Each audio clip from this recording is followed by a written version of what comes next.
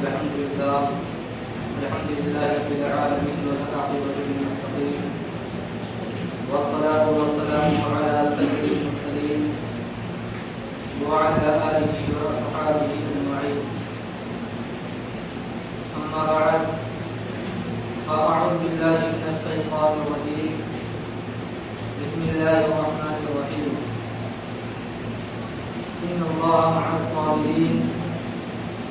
صدق الله مولانا العظيم وبلغنا رسوله النبي المكين الكريم ونحن على ذلك لمن الشاهدين والشاكرين والحمد لله رب العالمين. محترم سامعین، آئیے کچھ عرض و معروض سے قبل آقا نامدار، مدینے کے تاجدار، غریبوں کے غمگسار، روح فدا محمد عربی صلی اللہ علیہ وسلم کی بارگاہ پناہ میں درود و سلام کی جاری اشارت کریں اور پڑھنے کا آواز بلند اللہم صلی اللہ علیہ وسلم سمیعنا حبیبنا سیدنا مولانا محمد وآلہ وسلم صلاۃ و سلام علیک یا رسول اللہ صلی اللہ علیہ وسلم.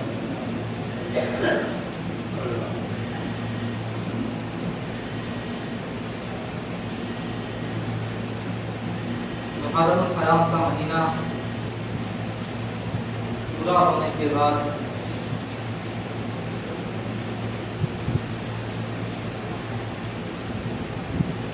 عربی مہینے کی دوسرا مہینہ سفر المظفر ہے. چونکہ واقعات کربلا ایک ایسا واقعہ ہے کہ اگر اس کو سننے کے لیے صحیح طریقے سے وقت کا استعمال کیا جائے تو مہینوں کا وقت لگ جائے مگر بیان مکمل نہ ہو. اسی وجہ سے میرا یہ عنوان جو مارچ کربلا چل رہا تھا، محرم کا مہینہ پورا ہونے کے بعد بھی کچھ خاص باتیں جو رہ گئی تھی بتانا. تو اس مہینے میں بھی اسی تعلق سے جو کچھ باتیں بچی ہوئی ہیں انشاءاللہ عزیز آج مکمل کر دوں گا اور پھر آئندہ جمعہ سے دوسرے موضوعات پر تقریریں ہوں گی.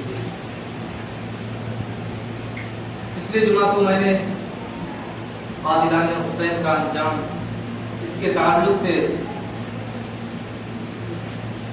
دو قاتلان امام حسین کا ذکر کیا، ابن سعد اور ابن زیاد، اور دو ایسے ظالم شخص جس کا نام خولی بن یزید اور دوسرے کا نام شمر لعین ہے. خولی بن یزید ایسا بدبخت، ایسا ظالم شخص تھا، امام حسین کا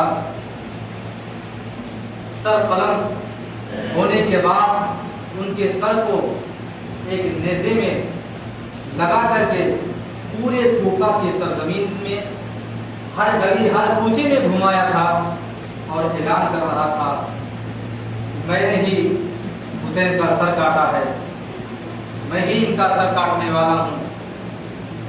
پورے کوفے کی سرزمین پر اعلان کر رہا تھا. لیکن معرکہ کربلا کے بعد تقریباً 6 سال کا وقت گزرا، نظام قدرت بدل گئی. کوفہ کی سرزمین کا حکمراں وہاں کا گورنر مختار فخری بن گیا. چونکہ مختار فخری خاندان اہل بیت سے محبت کرنے والا تھا، اہل بیت کرام سے، امام حسین کے تمام گھرانوں سے محبت کرتا تھا. اس وجہ سے اس کے گورنر بننے سے پہلے اس کی یہ تمنا تھی کاش اللہ مجھے کوفے کا گورنر بنا دیتا. تو میں قاتلان حسین کا چن چن کر کے بدلہ لیتا۔ اللہ تبارک و تعالیٰ نے اس کی یہ فریاد سنی اور کوفے کا گورنر بن گیا۔ مختار صفی نے امام حسین کے قاتلوں میں سے چند قاتلوں کو قتل کرنے کے بعد نارے جہنم فی النار کرنے کے بعد پھولی کا نمبر آتا ہے۔ لیکن جب مختار صفی کوفے کا گورنر بنا تھا تو چونکہ پھولی بن یزید کوفے ہی میں رہتا تھا، اس کا گھر کوفے ہی میں تھا، جیسے ہی حکمراں بنا مختار صفی اور یہ سمجھ گیا کہ قاتلان حسین کے تمام لوگوں کا ایک ایک لوگوں کا چن چن کر کے مختار صفی بدلہ لے رہا ہے، فرار ہو گیا، کوفہ چھوڑ دیا، کہیں جنگل بیابان میں چلا گیا۔ مختار صفی نے بہت تلاش کروایا لیکن ملا نہیں۔ بہرحال مختار صفی کو اللہ تبارک و تعالیٰ نے ایسا ایمان دیا تھا، ایسا ذہن دیا تھا، جب سوچا کہ ہمارے سپاہی اس کو پکڑنے سے، اس کو تلاش کرنے سے عاجز ہے، تو دوسری چال چلا، افواہیں پھیلانا شروع کر دیا لوگوں میں، عوام میں، سپاہیوں میں۔ مختار صفی نے کہا افواہ پھیلاؤ کہ مختار صفی اب گورنر نہیں ہے کوفے کا۔ جیسی افواہ پھیلتی ہے، پھولی کے کچھ یار دوست نے جب سنا کہ اب مختار صفی یہاں کا گورنر نہیں رہے گا، تو جب پھولی کو خبر لگتی ہے تو پھولی فوراً جہاں بھی تھا پلٹ آیا، اپنے گھر واپس چلا آیا۔ رات کی تاریکی میں پھولی بن یزید کوفے کی سرزمین پر پہنچتا ہے اور اپنے گھر میں آگے پناہ دیتا ہے۔ اب یہاں سے واقعہ دلچسپ ہے۔ واقعہ یوں دلچسپ ہے کہ اس کی بیوی جس گھر میں وہ رہتا تھا، اس کی ہی بیوی اس کی دشمن تھی۔ دشمن کیوں تھی؟ اس وجہ سے کہ خاندان اہل بیت سے محبت کرنے والی تھی، امام حسین کے ہر فرد سے وہ محبت کرتی تھی، اس کے اندر انسانیت تھی، اس کے اندر ایمان کا جذبہ بیدار تھا۔ وہ بھی اپنے شوہر کو چاہتی تھی قتل کر دیا جائے، لیکن چونکہ اس کے غائب ہونے کے بعد، اس کے فرار ہونے کے بعد اس کے بیوی کو بھی پتہ نہیں تھا کہ میرا شوہر کہاں پہ چھپا ہوا ہے، کہاں چھپ گیا ہے۔ بہرحال جیسے ہی پھولی اپنے گھر میں پناہ لیتا ہے، فوراً اس کی بیوی نے مختار صفی کے پاس خبر بھیجی، پھولی ظالم آ گیا، گھر میں پناہ لے رکھا ہے۔ فوراً مختار صفی نے اپنے سپاہیوں کو بھیجا اور کہا پھولی کو گرفتار کر کے میرے سامنے پیش کیا جائے۔ اس کے سپاہی جب اس کے گھر پہنچنے والے تھے تو پھولی بن یزید کو خبر لگی کہ شاید سپاہی مجھے گرفتار کرنے کے لیے آ رہے ہیں، تو ایک ٹوکری کے نیچے اپنے گھر میں چھپ گیا۔ جب موت سر پہ آتی ہے نا تو انسان کہاں کہاں چھپ جاتا کچھ پتا نہیں رہتا۔ بہرحال موت تو اس کے سر پہ تھی، پھولی ایک ٹوکری کے نیچے چھپ گیا جہاں مرغیوں اور بکریوں کو چھپایا جاتا ہے۔ ایسی جگہ، ایسی ذلت موت آنے والی ہے اس کی۔ اب جب سپاہی اس کے گھر پہ پہنچتے ہیں تو پھولی بن یزید پہلے سے کہہ رکھا تھا اپنی بیوی سے کہ جب مختار صفی کے سپاہی مجھے گرفتار کرنے کے لیے آئیں گے تو ان لوگوں سے کہہ دینا گھر میں کوئی موجود نہیں، گھر میں پھولی نہیں ہے، کہیں چلا گیا، کہیں بھاگ گیا۔ بیوی نے کہا ٹھیک ہے، اس کے دل میں تو خون کھول ہی رہا تھا کہ جلدی اس کو لے جایا جائے، اس کو قتل کر دیا جائے۔ بہرحال جب سپاہیوں نے اس کی بیوی سے دریافت کیا کہ پھولی کہاں ہے، تو چونکہ پھولی نے اپنی بیوی سے کہا تھا کہ بتا دینا گھر میں کوئی نہیں ہے، اس کی بیوی نے بلند آواز میں کہا، پھولی کو سنانے کے لیے کہا، سپاہیوں سے کہا گھر میں کوئی موجود نہیں ہے، لیکن ہاتھ کے اشارے سے کہا کہ ٹوکری کے نیچے چھپا ہے، اس کو پکڑ کے لے جاؤ، اس کو قتل کر دو۔ ٹوکری کے نیچے چھپا، زبان سے کہا گھر میں کوئی نہیں ہے، مگر ہاتھ کے اشارے سے کہا ٹوکری کے نیچے چھپا، لے جاؤ۔ سپاہی تمام گھر کے اندر گھس جاتے ہیں اور ٹوکری کو ہٹاتے ہیں، اس کے گریبان پکڑتے ہیں، اس کے ہاتھ میں ہتھکڑی لگا کر کے مختار صفی کے سامنے پیش کر دیا جاتا ہے۔ مختار صفی نے کہا پھولی وقت بھول گیا آج کے 6 سال کا پہلے کا، مار کہہ کر بڑا یاد کرو، بھول گئے وقت کو، تمہیں کہنا تو تھا کہ سرزمین پر کوفہ کی گلیوں میں امام حسین کے سر کو نیزے پہ بلند کر کے اعلان کر رہے تھے میں نے ہی امام حسین کا سر قلم کیا ہے، میں نے ہی ان کے سر کو ان کے سر سے جدا کیا ہے۔ بولے نے کہا کہ میں نے ایسا کبھی نہیں کہا، جھوٹ بولتا ہے تو جھوٹا ہے، تو ظالم ہے۔ بولے نے سب سے مختار صفی نے سب سے پہلے پورے کوفے میں اعلان کروایا اور ہر باشندے کے لیے حکم دیا گیا کہ تمام پورے کوفے والے کوفے کے شہر میں جو سب سے بڑا میدان ہے اس میں اکٹھا ہو جائیں۔ اس میں جب اکٹھا ہوتے ہیں اور مختار صفی میدان میں پہنچتا ہے، خولی کو پھر سے پیش کیا جاتا ہے مختار صفی کے سامنے۔ مختار صفی ایسے گردانہ آواز میں کہا کہ اس خولی کو، اس نابالغ شخص کو میرے سامنے کیوں بار بار لایا جاتا ہے؟ تمام کوفے والوں کے سامنے اس شخص کو، اسے زندہ اس میدان میں جلا دیا جائے۔ چنانچہ لکڑیاں اکٹھا کی جاتی ہیں اور خولی کو جب آگ لکڑی جب پھٹ جاتی ہے تو خولی کو زندہ اس میں ڈال دیا جاتا ہے اور مختار صفی نے دوبارہ اعلان کیا کہ اس کی لاش کو ایسا جلایا جائے کہ اس کی ہڈیاں تک موجود نہ رہیں، اس کا وجود ہی ختم ہو جائے۔ آج خولی کے لاش کو لینے کے لیے 2 گز زمین بھی تیار نہیں تھی، اس کو ایسا جلا دیا گیا کہ اس کے راکھیں ہوا میں اڑ رہی تھی۔ اور دوسرا چوتھا جو نمبر آتا ہے شمر لعین کا آتا ہے۔ مختار صفی کا چوتھا نشانہ شمر لعین تھا۔ شمر لعین کو پکڑنے کے لیے جب سپاہیوں کو مختار صفی نے بھیجا تو ایسا بھاگا کہ بھاگتے بھاگتے مدینے تک پہنچ گیا اور اس کے سپاہی اس کا پیچھا کرتے رہے اور مدینے میں گیا بھی تو رات کی تاریکی میں اتفاقاً امام زین العابدین کے مکان میں پہنچ گیا۔ اب چونکہ کئی دن کا بھاگا ہوا شخص تھا، پتہ نہیں کتنے دنوں سے بھوکا پیاسا تھا، امام زین العابدین سے کہتا ہے، وہی امام زین العابدین امام حسین کے صاحبزادے ہیں جن کے گھر کو اجاڑ دیا گیا، جن کے گھر والوں کے لیے شمر نے اعلان کر رکھا تھا کہ نہر فرات کا پانی تو کوئی چرند اور پرند پی سکتا ہے لیکن امام حسین کے گھر کا کوئی فرد نہیں پی سکتا ہے۔ اسی شمر لعین نے جب پانی طلب کیا، العطش کہا، تو امام زین العابدین نے اپنے ہاتھوں سے اسے پانی پلا دیا۔ خولی جب اس کی پیاس بجھ جاتی ہے تو ہنستا ہے ٹھٹھا مار کے اور کہتا ہے، شاید تم مجھے پہچانے نہیں۔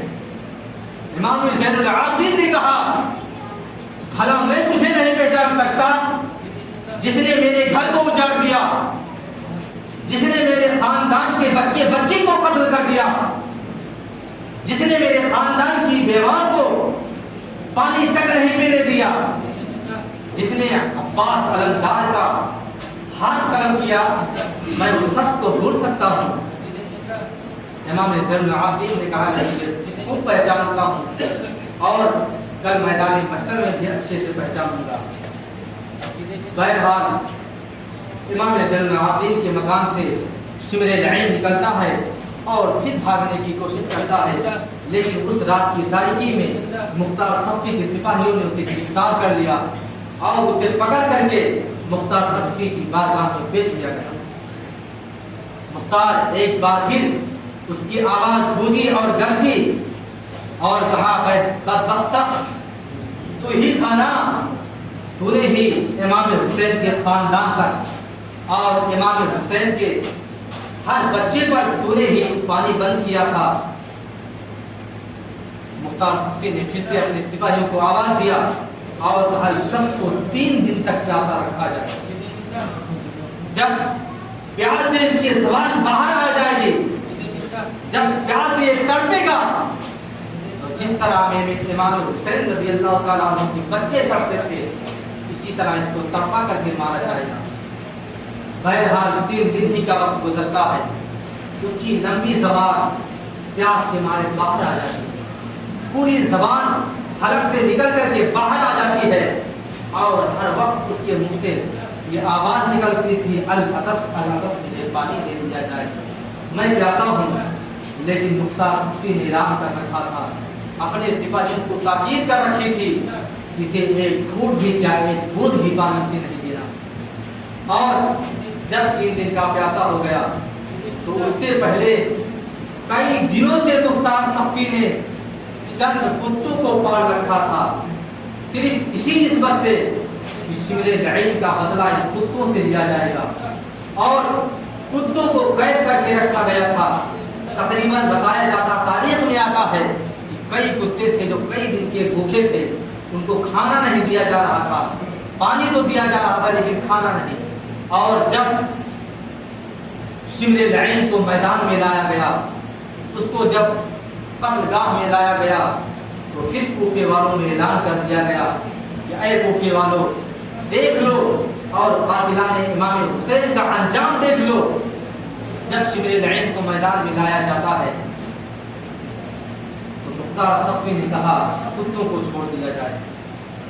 جب کتوں کو چھوڑا گیا ہے تو کتے تو چونکہ کئی دن کے بھوکے تھے، اور کتے تو کتے ہی ہوتے ہیں، اس کی بوٹیوں کو ایسے نوچے ہیں کہ تاریخ میں آتا ہے کہ کتے اتنے زیادہ بھوکے تھے کہ ان کی بھوک، اس کے گوشت سے اس کی بھوک نہیں مٹی، تو اس کے ہڈیوں تک کو کتوں نے نوچ ڈالا اور اس کو بھی درہم برہم کر ڈالا۔ اور جب کتے اس کی بوٹیوں کو نوچ رہے تھے تو گویا کہ شمر لعین چلا رہا تھا کہ کاش مجھے موت آ جاتی اور یہ تکلیف نہ ہوتی، لیکن اس وقت تو حضرت جبریل علیہ السلام کو بھی حکم نہیں تھا کہ اس کی روح پرواز کر دیں، جب تک وہ پوری طرح سے تڑپ نہ جائے اور اس کے ہڈی سے ایک ایک لوتھڑا کا گوشت نکل نہ جائے، تب تک اسرائیل اس کی روح کو قبض کرنے کے لیے بھی نہیں آ رہے۔ بتانے کا مقصد یہ ہے مختار صفی نے ایسا بدلہ لیا قاتلان امام حسین سے کہ قیامت آنے تک لوگ اس یاد کو یادگار رکھیں گے اور اس یاد کو تازہ کرتے رہیں گے، کیونکہ جتنا دردناک انجام مختار صفی نے قاتلان امام حسین کے ساتھ کیا، اتنا دردناک انجام کربلا کا نہیں، کیونکہ زندہ کسی کو جلا دینا کتنا بڑا درد ہوتا ہے، زندہ کسی شخص کو پیاسا میدان میں چھوڑ دینا اور اس کے اوپر اس کے گوشت کو نوچنے کے لیے کئی دن کے بھوکے کتوں کو چھوڑ دینا کتنا بڑا عذاب ہے اور کتنا بڑا انجام ہے۔ بہرحال اللہ تبارک و تعالیٰ کی بارگاہ میں دعا ہے کہ اللہ تبارک و تعالیٰ ہم تمام مسلمانوں کو سچی اور پکی امام حسین اور خاندان اہل بیت سے محبت کرنے کی توفیق و رفیق عطا فرمائے۔ ہم تمام مسلمانوں کو اللہ تبارک و تعالیٰ نمازوں کی پابندی کرنے کی توفیق و رفیق عطا فرمائے۔ وآخر دعوانا الحمدللہ رب العالمین۔ السلام علیکم ورحمۃ اللہ وبرکاتہ۔ جو حضرات سنت ادا نہ کیے ہوں سنت ادا کریں۔